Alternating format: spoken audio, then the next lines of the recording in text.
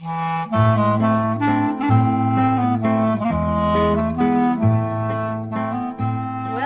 to Couples Therapy in 7 Words. I am your co-host, Judy Alexander, and I'm here with my husband, Dr. Bruce Chalmer. Well, hello, Judy, and hello, viewers and listeners. Our topic for today is... When is enough enough? Oh, my. We will be getting into that in a little while. This was generated, as so often, by a listener question who's kind of wondering, gee, when do you pull the plug on a relationship? Or he's not even sure that he knows what he wants, but we'll wait. Into that. We'll get into that. Before we do that, I wanted, we were talking about this just a moment ago. Those of you who are seeing this might note we don't usually wear purple, but we are wearing, I'm going to get emotional. We're wearing purple today in honor of a dear friend of ours who died this past week. Judy, you want to talk about Bev? Sure, Bev Bettman, wonderful, wonderful, wonderful friend, a huge supporter. And she has recommended our book and given it to many people. I think half the sales are probably due to Bev. She died at the age of 92. She was a beloved figure in our community. She made friends wherever she went. She never let anything stop her. Her health, she had trouble moving in her last few years. She had to stop driving, and she was never shy about asking for rides. In fact, people would stop her on the street and see this little old lady bent over with her walker. She would just walk and take the bus wherever, and people would just pick her up, and she would make a new friend. So we are wearing purple to honor her. She did not want black at her funeral. She said purple. I'm wearing my Bev pen that was made for her by her beloved husband, Jimmy, that he gave to her on Valentine's Day. And I never met him because he died about 20 some years ago. Yeah. But I have to say, those any of my clients or former clients who happen to be tuning into this may note that I have mentioned Bev occasionally. I don't think I've used her last name, although it's not a confidential relationship. But I have mentioned her numbers of times as an inspiration to myself, and I just wanted to share. Total inspiration. So many of us. Because she had a lot of stuff that she was dealing with. She had myasthenia gravis toward the end of her life. I remember the day she got that. Do you remember this? The day she got the diagnosis, and she was celebratory because she said, oh, good, there's an explanation, and there's medication they can give me, and she went and had a drink. That's Bev, it's Bev. Just phenomenal. Anyway, so that's why we are wearing the colors we are wearing, and we're remembering her. And she's just, as I say, an inspiration to us in so many different ways. And while we're on the topic of supporters of our work, we would like... Segue? Yep. I worked on that one. No, I actually didn't. We would like to invite you to become such a person, and that especially by simply letting your friends know about this podcast and letting folks know about my book, which we'll talk about in a moment. And the way to let folks know about the podcast is, of course, to like and share and whatever you do with social media, follow stuff. Yeah, wherever you get this podcast from, you can subscribe or follow whatever the particular terminology is. And just tell people, share it. Yeah, spread the word around. We've been getting a lot of downloads lately. So we have. I wish I could know exactly why. We had the sudden spike in downloads, and I said to Judy, I did a search to see were we mentioned somewhere or something. I don't know, but hey, it's thank you. Welcome to those of you who are new to this podcast. Thank you for spreading the word. Indeed. And spreading the love. So we would like you to do that. And let's talk about, wait a minute. Before we do that, we got to mention our merch. Oh, of our course. Podcast merch. If you love this podcast, you'll love our beautiful Couples Therapy in 7 Word mugs. And if you're watching, you'll see it has the logo on one side and the inspiring message, the 7 words, in fact, which are... Be kind, don't panic, and have faith. That's the 7 words, folks, that this is based on. It's right there on the mug. So you can enjoy your beverage in that with an inspiring message. And there are also T-shirts available, and you can find all of that stuff at our website, which you'll see, if you're watching this, see displayed above our heads when we edit this. And the website is ctn7.com. ctn7.com. Isn't that easy to remember? Just say it 3 times. CTN7, CTN7, CTN7. Couples therapy in 7 words. CTN7. Right. It's the number 7. As you see, if you're watching. I know a lot of folks are listening rather than watching, so we need to make sure to let them know. Right. So let us also talk about the book that got this whole thing started. Right. Reigniting the Spark. Why Stable Relationships Lose Intimacy and How to Get It Back. And it is available as like the paperback that I'm holding in my hand here, available anywhere books are sold. You can ask for it. You can go to the Amazon site if you want to buy the Kindle version, and also the Audible version, the audiobook, which is proving to be, I will say, rather popular. And another one of those things, I don't know why that's true, but well, because people like hearing your voice. Well, they don't know that when they buy the book. That's the well, maybe they do. I guess you can get a sample. Yeah, you can get a sample. But anyway, yes. So please check out the book. And on that context, I want to do something today. I've just been mentioning a little bit, but I want to go a little bit more depth today. As I have mentioned several times, I'm working on my next book. I'm not going to bother sharing the working title. That might change. Yeah, those things change. Those things change. But one of the central ideas of the next book is something that I did post a video or two, but I don't think we've talked about it much in this podcast. It's the idea of ideas versus ideologies. Now, before you run away and say, right, exactly. Yes. Oh, more abstract ideas. This turns out to be, at least in my humble opinion, this turns out to be something that is extremely relevant to the whole topic of couples therapy. It turns out to be extremely relevant to the whole topic of politics and religion and pretty much anything that is founded on arguably good ideas. And when they harden into ideologies, and that's the way I like to say it, they harden into ideologies. The difference between ideas and ideologies is that when you have some ideas and then you say, okay, these are the ideas I'm going to espouse, I'm going to marry myself to these ideas. I'm going to defend these ideas. I'm going to say these ideas are the truth. As soon as you do that, you've turned them into an ideology. And the not funny, thing that happens when you do that is those good ideas turn into a caricature of themselves. And examples of this are all over the place, folks. The political polarization we have now is a result of arguably good ideas on wherever you happen to be in the political spectrum in terms of, what makes life better for folks? That's a pretty broad topic. There's way more agreement about that than disagreement. There's also a fair amount of disagreement. But when you turn it into ideologies, you can't hear anybody anymore. Right. We saw a little segment on 60 Minutes, I believe it was, about StoryCorps, and we've heard StoryCorps before. And parenthetically, you want to mention what that jogged in your memory? Oh, yeah. Speaking of Bev, we had done a project similar to that, not StoryCorps, I think it was called Cedar. That was a local project here in Burlington where I had a chance to interview Bev and ask her a little bit about her life. Yeah.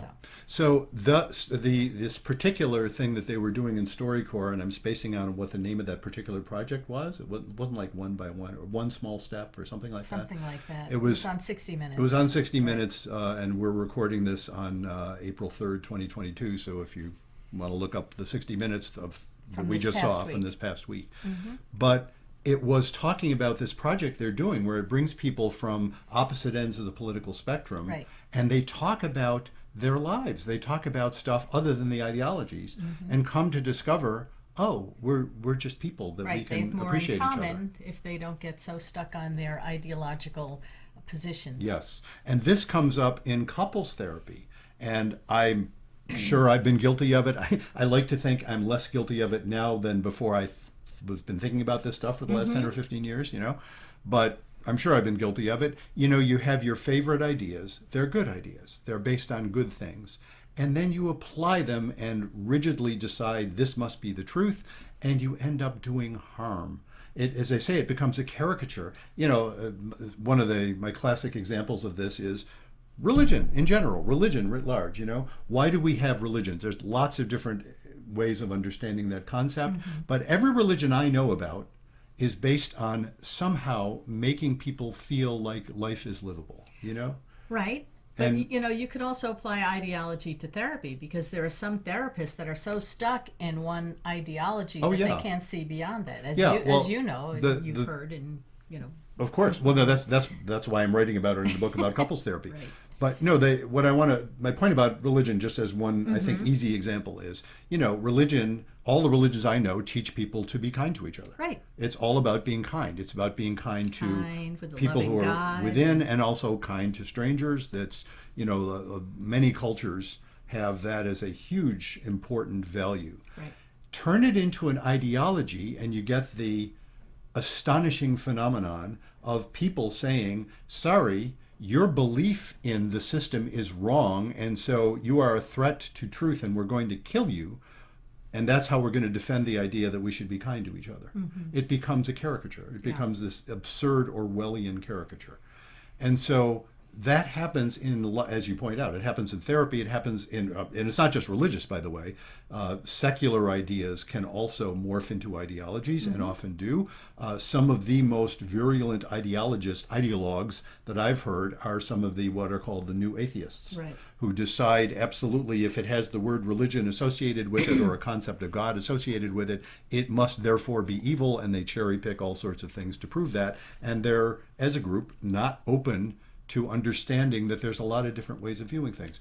I mentioned things like the controversy around the hot button issues like abortion or guns or things like that, where everybody's got stories of how their point of view avoids serious harm and helps people. And everybody on the other side has stories about how their point of view avoids serious harm and helps people. And nobody can hear each other. Right. Unless you get away from the ideology. And then, again, doesn't mean people are going to agree. It does mean that they can start to actually hear each other and transcend some of the differences. So what I want to invite from you folks out there in great podcast land is I would like you to take a moment and write to me, bruce@ctn7.com. Write to me and tell me any of the following things. Tell me, does that idea resonate for you? Tell me your favorite examples of how ideas and ideologies seem to operate, particularly with that idea that when it hardens, an idea hardens into ideologies, it becomes sort of this caricature of the original ideas. It's often the opposite of it. Or anything else that those things stimulate in you. So it's bruce@ctn7.com, bruce@ctn7.com. Easy to remember. Just drop me an email and tell me any of your thoughts about this. And, and if you think it's a ridiculous idea, tell me that too, and tell me why. Because I don't want to be ideological about my stance about ideas and ideologies either. Right. You may even end up in the book. You might end up in the book, absolutely. So that's what we would like you to do. So, having said all that, let's get to our topic for today, which is... When is enough enough? Yes, when is enough enough? I will mention that the aforementioned book, Reigniting the Spark, I have a chapter in there called How to Know When to Call It Quits. Right. And so we're going to be covering, I think, some of those same ideas. But this particular, why don't we go right to the listener question? You want to do that? Sure. This particular question came in, and it's a particular spin on it. So let's go for that. Okay, Daniel writes, I'm a 36-year-old man, and I've been in a relationship with Alice for 10 years. We don't have children, and we don't want any. We both have high-stress jobs. We're compatible, but I don't think we have much chemistry anymore. I feel we just exist with each other, that our relationship is more like a habit. I don't know if it's because we were together all the time during COVID, but now that things are opening up, we really don't do much together anymore. When I approach Alice to tell her we need to talk, she becomes very defensive and says, I know you want to break up with me, and then goes to the bathroom and cries, and we never have that conversation. I don't know if I want to break up with her, but I don't want this relationship to stay on the course we're on.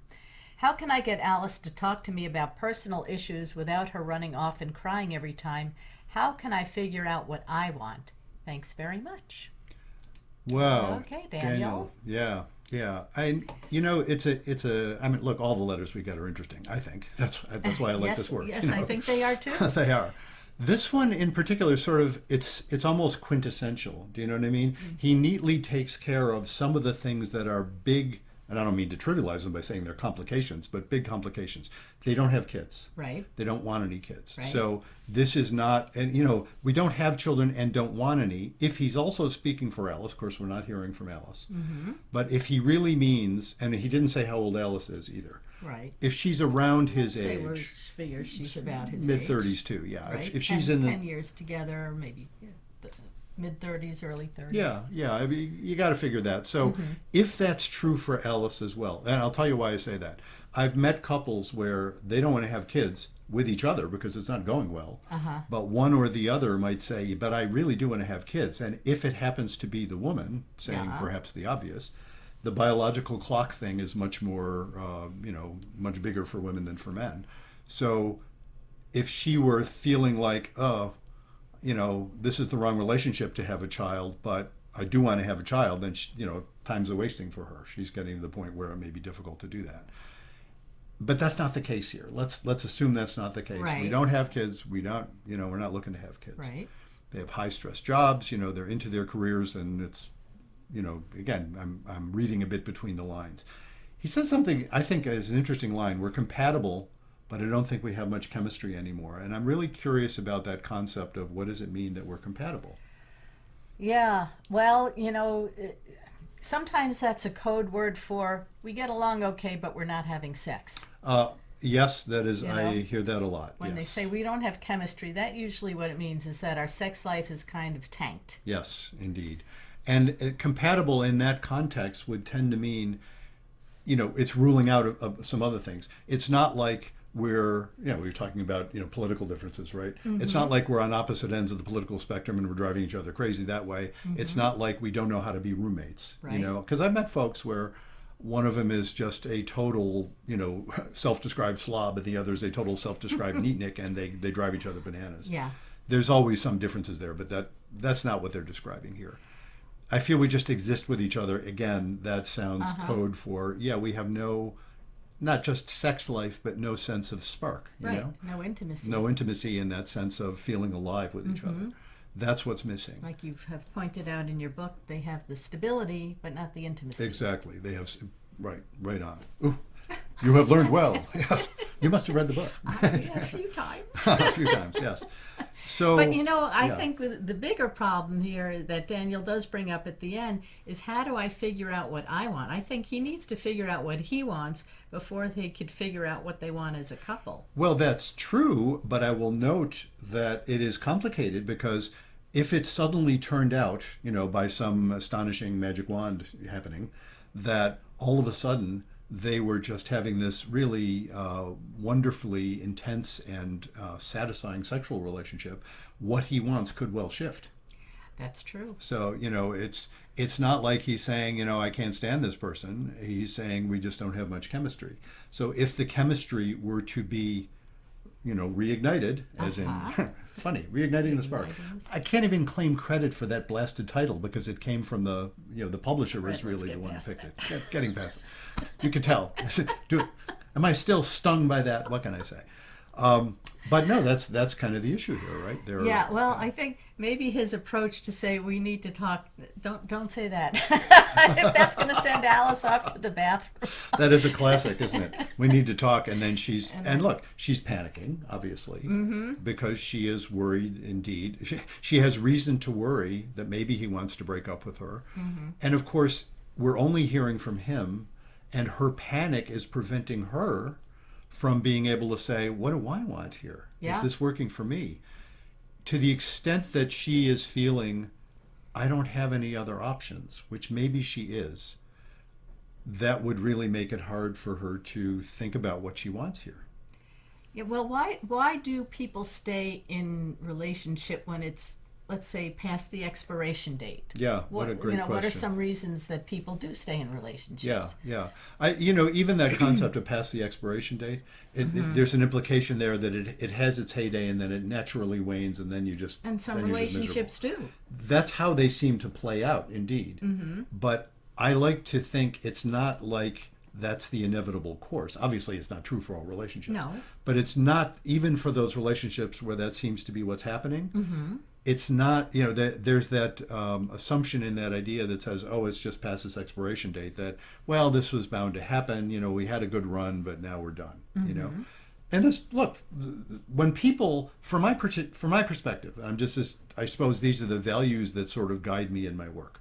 From my perspective, it's not for me to judge if that's what both parties are saying. Do you know what I mean? If they're saying, hey, we had a good run, we're kind of done with this, but God bless and move on, fine, with due regard to the other people that they're affecting. That's why this is kind of an interesting letter, because it's like, okay, they don't have kids, so they're not uprooting children's lives in considering breaking up. Right. So, and look, I'm not one of those people that says, oh, thou shalt never break up if you have kids, nor am I one of those people that says, oh, never mind the kids, decide if you're happy or not.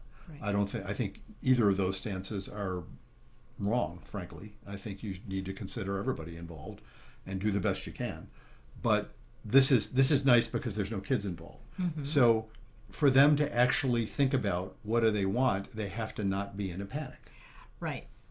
And I think, the stresses of COVID, obviously, have been working their magic on this relationship. When you're stuck, you can look at it, I've been stuck with this person for 2 years, or, boy, being with this person for 2 years has brought me new perspectives. And that's not what I'm seeing from Daniel anyway. Right. Yeah, and it's interesting how I've seen that in my work over the last couple of years of COVID, that there are those couples that it helped, even though they wouldn't have guessed so. And these are folks seeing a couples therapist, so typically they were having issues. That's why they're seeing a couples therapist, and for some of them it brought them closer. For others, it just made it harder. I mean, for everybody, it made it harder in various ways, but in terms of their relationship. The issue here, again, I go back to that notion of partly he's asking, how can I figure out what I want, which means he has to not be in a panic. Right. And partly he needs to, I think part of that, yes, you have to decide on your own, but it's so tied up with how the couple is doing that if they could actually have intimate conversation about it, by which I mean intimate conversation simply meaning they show up and they tolerate the anxiety. That's my big shtick about intimacy, is you have to be able to tolerate the anxiety of not knowing whether it's going to be okay. Yeah. Not knowing if they're going to stay together or not, because they don't.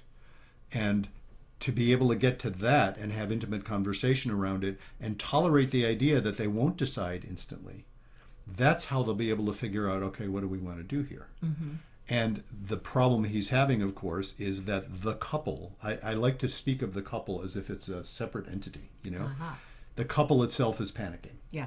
If you just, if you looked at it from the outside without knowing anything about human language and just observe the behavior, you would say, oh, this part of the organism is approaching the other part, and then it suddenly separates.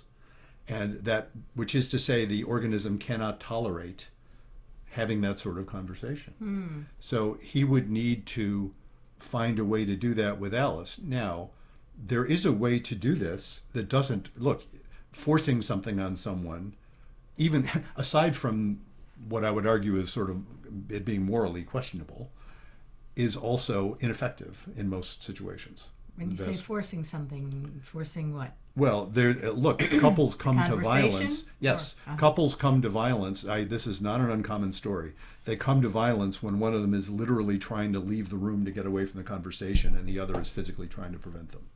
That is a common phenomenon. It's not the same thing as somebody trying to beat up the other person, but it can be really dangerous and can result in violence. So it's a dangerous phenomenon. They need to not do that. I mean, I would be saying, no, you need to break up rather than do that. But what he can do is he can say to Alice, I need to talk to you about this, and if you're not able to, then I need to split up. Now, I never recommend anybody do that unless, in fact, that is what they're saying. You know what I mean? Don't threaten that as an empty threat, because it's nonsense. Right. But if, in fact, that's where he's at, he could well say that. He said, we may be, I don't know where we're at. I'm worried about whether we should stay together. But if you're not able to talk about it with me, then I have my answer, and it's really sad, but I'm not going to wait for you to be able to come out of the bathroom. Right. So, he has that option. He hasn't exercised that. And again, I don't second guess that. Well, this is kind of back to your question. Why do people stay in relationships past their expiration date? Well, one reason is, how can I put this delicately? I have some personal experience here. Let's just leave it at that. Okay. One reason is if you feel like, first of all, one reason is if you're just very, very dedicated to the other person. That's not what Daniel's saying. Right.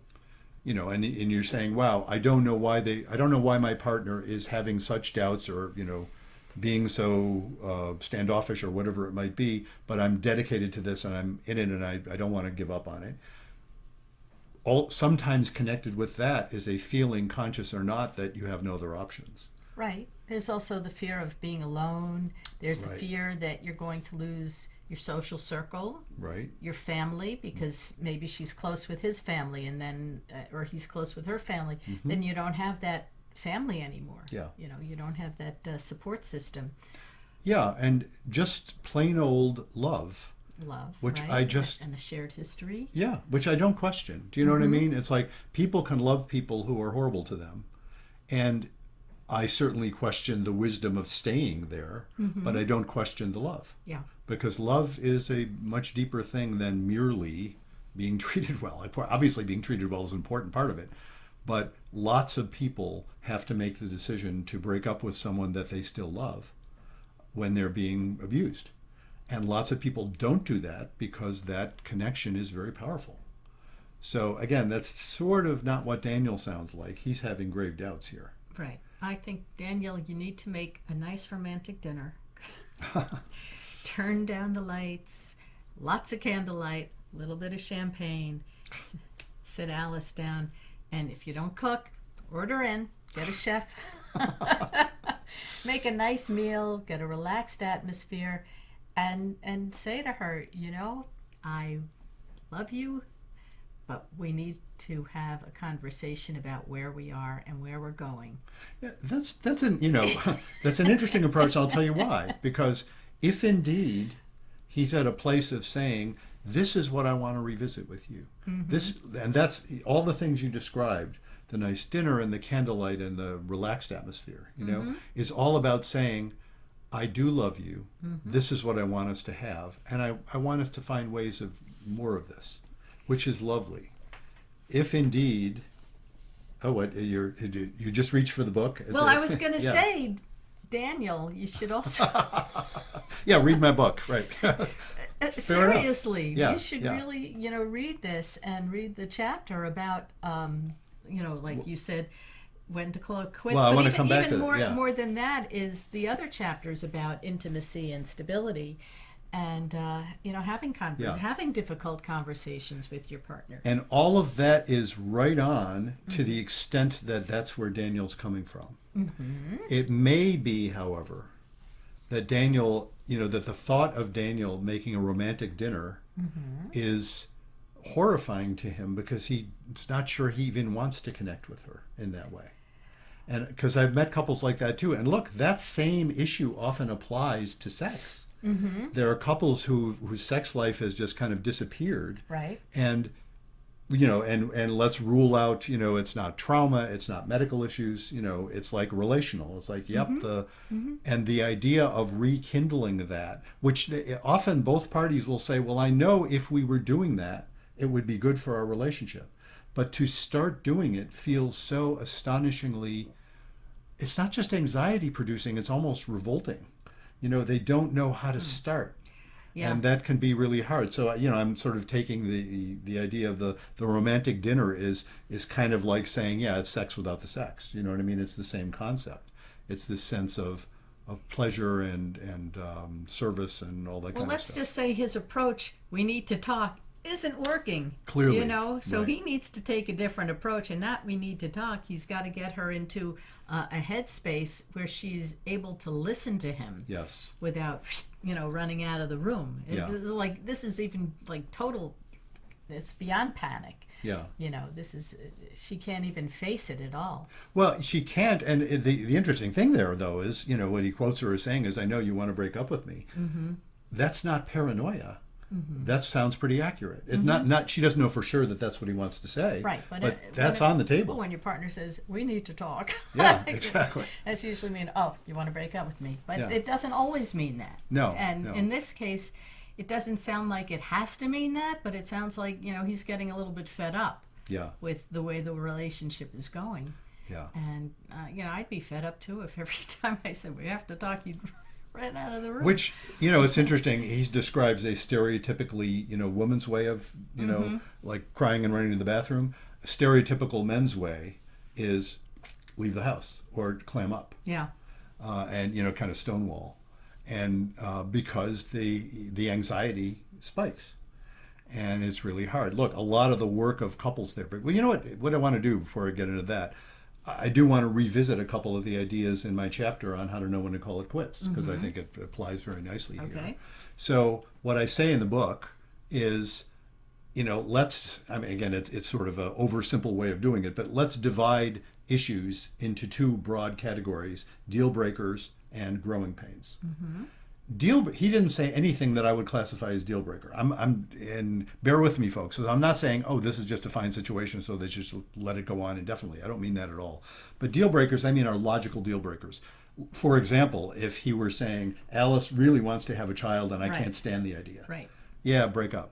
Or either change your mind or break up, because it isn't going to work. Mm-hmm. You can't sort of have a kid, know. So two people who love each other, do well in all other ways, that's going to break them up unless somebody changes their mind. So, or there's going to be horrible resentment. Mm-hmm. So, that's a logical deal breaker. And it's not just having kids. It's things, logical deal breakers could be as simple as, I totally have to live near my family. Right. And so the other person says, well, I do too, and our families live thousands of miles apart. We're going to do a long distance thing, or we're going to break up, Right. Those are logical or if deal breakers. one wants to live in the city, one prefers the country, and Exactly. they just can't compromise where exactly. they want to live. But So that doesn't sound like this. This is not that. No. Mm-hmm. And look, folks come to see me, it's usually not that. Mm-hmm. Once in a great while, it's the one wants to have kids and the other doesn't, and oh Uh-huh. boy, and they don't want to break up, but they know it's a deal breaker Yeah. potentially. So, we work through that. But most of the time, it's what I call growing pains, which is everything else. Mm-hmm. It's like, you're merely miserable. Now, again, I'm not trivializing that, Right. But you weren't always miserable. And he even said, whatever that we're compatible means kind of implies this ought to be workable. What happened to the spark? Like you said, what happened to the sex life? Mm-hmm. So if that could be repaired, maybe they'd be fine, Mm-hmm. So my chief advice, for the deal breakers is very simple. Break the deal. Any questions? And I don't mean to be silly, but that's what you have to do. But for growing pains, a piece of advice number one is, don't break up too soon. What the heck is too soon? Well, that's not for me to say, but too soon means, oh no, we're in a panic, we can't talk about this. To me, I would be saying, if you break up over that, which maybe you have to, if Alice just will not talk and he tries all the stuff you said and she just won't, that may be all he's got left, But to break up in a panic, the problem is you don't learn what you need to learn about yourself, about each other, about how you do relationships. You're just going to have, I hate it when therapists say this, but I'm going to say it. You're just going to have the same problem in another relationship. I don't know that. I don't, everybody always quotes therapists as saying that. Doggone it, there's some truth in it, right? There is some truth in it. If you don't learn what you need to learn, you're just going to have the same problem later, maybe, And to say that in more positive terms, you should learn what you need to learn from this because it's really going to help you going forward. That's what that's all about. And so to break up too soon in this case would just be, throw in the towel, she won't talk to me, she won't have sex with me, or I won't have sex with her, or whatever the situation is. No, don't do that. Now, that doesn't solve your problem, just to say, all right, I'm not breaking up yet. Right. But that doesn't solve the problem, because now you have to be able to tolerate the anxiety to do what is another one of my great catchphrases from the book, which is get to the right argument. Mm-hmm. And argument, by getting to the right argument, I don't mean nasty squabble type argument. In fact, the way you know you're at the right argument is that you're not squabbling anymore. It is, we've been trying to keep this rated PG. So it's the oh moment, the oh excrement moment. I don't know why is it that necessary to do this? I don't know, but that's what we've been doing. So I will adhere to that and not say the SH word. But you all know what I'm saying, folks. And it's not the it's not that kind of oh excrement. It's the oh, that kind of moment. It's like, oh, wow, now I understand why this is so hard. Doesn't solve your problem yet, but it's not a squabble anymore. It's like, oh my God, I can even respect where you're coming from, even though I totally disagree with you, but I get it. I'm seeing, oh wow, this is why we're having such problem with this, Doesn't solve the problem, but boy, does it clarify it. You get to show up and have an intimate conversation when you get to the right argument. Or I could say, when you can have an intimate conversation, that's when you can get to the right argument. Right. And that sounds like what they're having the most trouble with is having an intimate conversation, having any conversation. Having any conversation. And this is a classic, the symptom of not getting to the right argument is you end up being unable to talk about all sorts of other things that maybe are fairly trivial. When couples are arguing over everything and they're wondering, why are we arguing over this? But we are. There's something else that's probably bothering them or scaring them, and they haven't been able to get there because it's too scary. And that's, this is a very straightforward example of that. It's, he says something and Alice heads for the hills. So it's gonna, for them to actually get to the right argument will involve, let's talk about this. Sure. And they may well discover, exactly as you said, this is the couple that shows up in my office and in the first session talks about communication. And in the second session says, well, actually, and I'll ask about their sex life if they haven't mentioned it, but sometimes we get there in the first session and sometimes we don't. But in the second session, they're saying, well, actually, the problem is we're not having sex and it's really painful.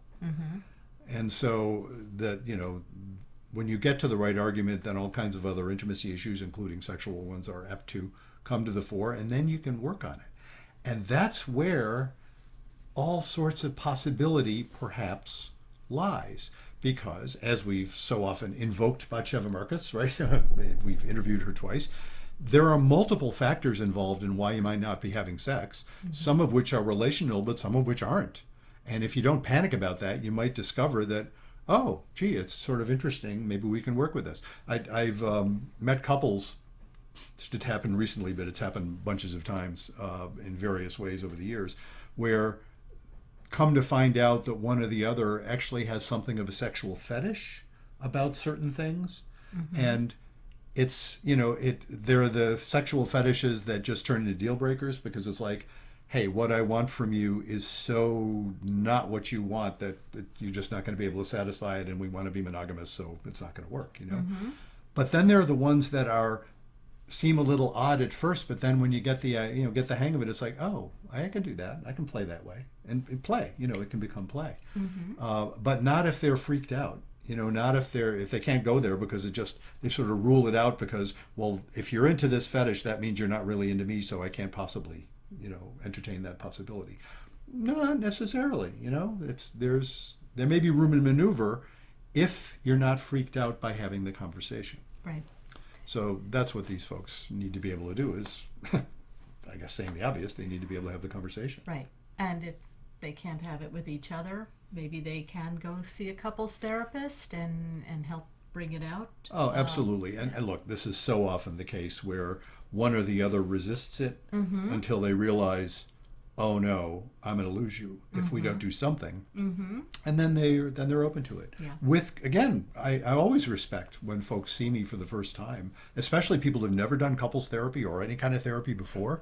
They are often anxious. Oh, yeah. And I see why they are. I totally respect Absolutely. Well, Alex is a little over anxious, I would say, in this case. But, Alice. Alice. Alice. We have a daughter, Alex, but we know a lot of Alexes. We know a lot of Alexes. Yes. Alice. Yeah. Yes. All right. So good luck, Daniel. I hope you and Alice find your way back to each other and figure out, based on your renewed intimacy, where you'd like to go from here. Hear, How hear. about that? Yep. All right. So, what should people do if they want to suggest a topic? If you, like Daniel, have questions that you would like me and Bruce to discuss on our podcast, you can write to us. You can write to Bruce at ctn7.com or Judy at ctn7.com, or just visit our website, ctn7.com. And when you do that, you will find, first of all, access to all of our previous episodes. You'll also find that you can even sign up to be a guest on our podcast.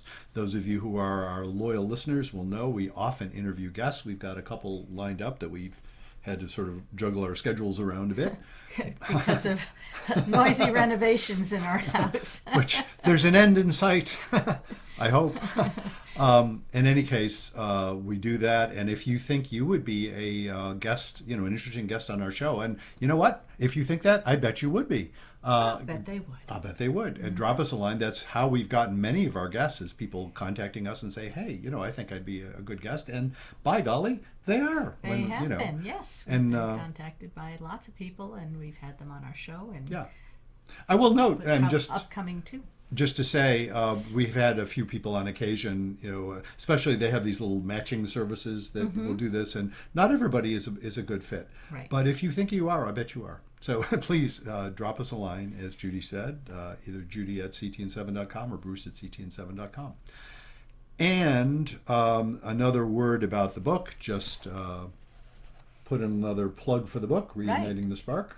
Why Stable Relationships Lose Intimacy and How to Get It Back. And available anywhere books are sold. Please do that. And, drop us a line and when you've read the book, or if you have any questions or thoughts about it, we'd love to hear from you. Or leave a review, as many do. I guess indeed. Amazon is the big place where people review. So, if you're not anti-Amazon, please do that. We would appreciate it. We would love it. And we could even read it on the air, as we've done with some of our other quotes. Absolutely.